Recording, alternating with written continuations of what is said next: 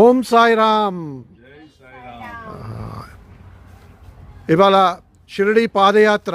అందరూ కన్ఫ్యూజ్ కాకండి, మేం చేయటం లేదు ఈ పాదయాత్ర.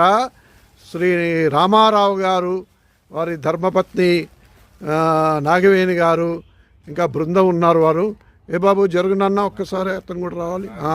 వీళ్ళందరూ నాగసాయి క్షేత్రం నుంచి హైదరాబాదులో అక్కడి నుంచి బయలుదేరి వీరు పాదయాత్ర చేస్తున్నారు షిరిడికి. ఇవాళ 11వ రోజు. 11 అండి, 11 అయిపోయింది. ఇవాళ 12వ రోజు మధ్యాహ్నం 12 అయిపోయింది. 13వ రోజు మధ్యాహ్నం చూడండి, భోజనాల సమయం ఎంత చక్కగా ఇక్కడ వండుతున్నారో. శీతాకాలం, మంచి ఎండ ఉంది, మంచి ప్రకృతి.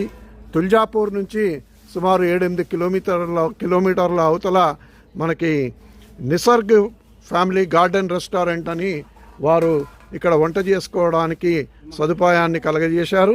చక్కగా మేడం ఇవాళ వండుతున్నారు. మేము వచ్చామని ప్రత్యేకంగా శ్రద్ధ తీసుకొని.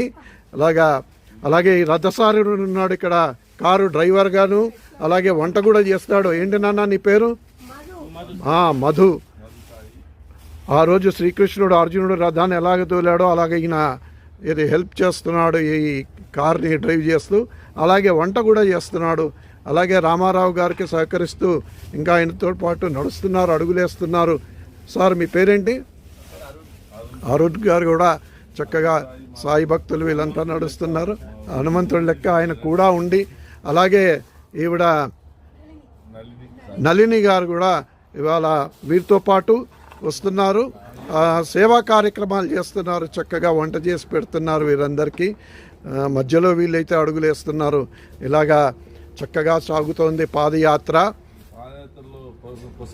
ఇవాళ మాకు అదృష్టం కలిగింది, మాకు ఈ విధంగా రావడానికి. కనుక చాలా సంతోషం, చాలా ఆనందంగా ఉన్నాం. చాలా ఆనందంగా ఈ పాదయాత్ర సాగుతోంది. సాయినాథుని కృప వల్ల వీరంతా త్వరలోనే ఇంకో 10 రోజుల్లో పాదయాత్ర పూర్తి చేయాలని కోరుకుంటూ, సాయినాథ్ మహారాజ్ కీ జై, సాయినాథ్ మహారాజ్ కీ జై.